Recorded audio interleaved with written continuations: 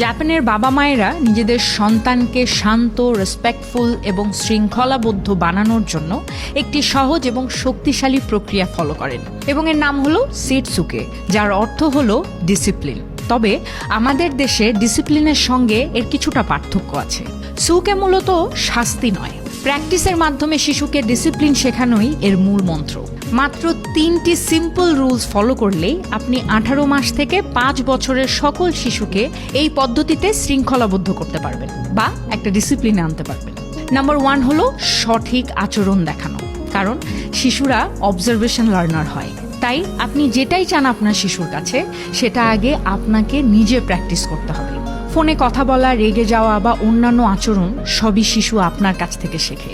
উদাহরণ হিসেবে বলা যায়, যদি আপনি চান আপনার সন্তান শান্ত থাকবে, তাহলে আগে নিজেকে শান্ত রাখুন।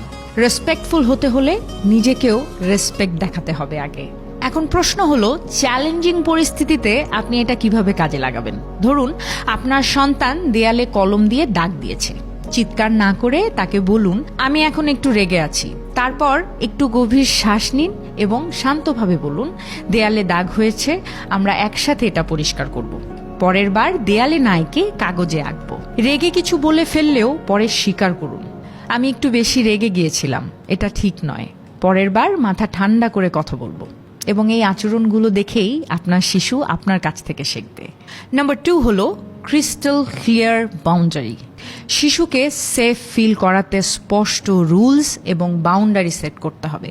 উদাহরণ হিসেবে বলা যায়, রাতের খাবারের আগে খেলনা গোছাতে বলুন। নির্দিষ্ট সময়ের পর স্ক্রিন টাইম একদমই অ্যালাউ করবেন না। সেই সাথে এখানে গুরুত্বপূর্ণ বিষয় হলো কনসিস্টেন্সি। মা বাবা দুজনের কথাই যেন এক হয়। নতুন রুলস সেট করার আগে পুরো পরিবার একমত হন। নাম্বার 3 হলো হতাশা মোকাবেলা শেখানো।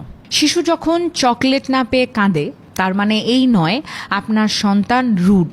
আসলে তার মানে হলো সে জানে না হতাশা সামলাতে হয় কিভাবে বা অপেক্ষা করতে হয় কিভাবে। উদাহরণ হিসেবে আপনার সন্তানকে এভাবে শেখাতে পারেন, তাকে বলুন, এবার তোমার ভাইয়ের পালা, তারপর তোমার পালা, চলো দেখি কিভাবে অপেক্ষা করা যায়। আর ঠিক এই প্র্যাকটিসগুলোর মাধ্যমেই আপনি আপনার শিশুকে হতাশা মোকাবেলা করতে প্রস্তুত করতে পারবেন।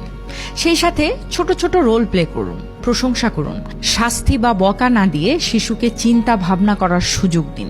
প্রথমে কঠিন লাগতে পারে, কিন্তু কনসিস্টেন্ট থাকলে আপনি নিজের চোখে পরিবর্তন দেখতে পারবেন। এবং সেই সাথে আপনার সন্তানের নির্দিষ্ট আচরণ নিয়ে যদি কোনো প্রশ্ন থাকে, কমেন্ট বক্সে জানাতে পারেন।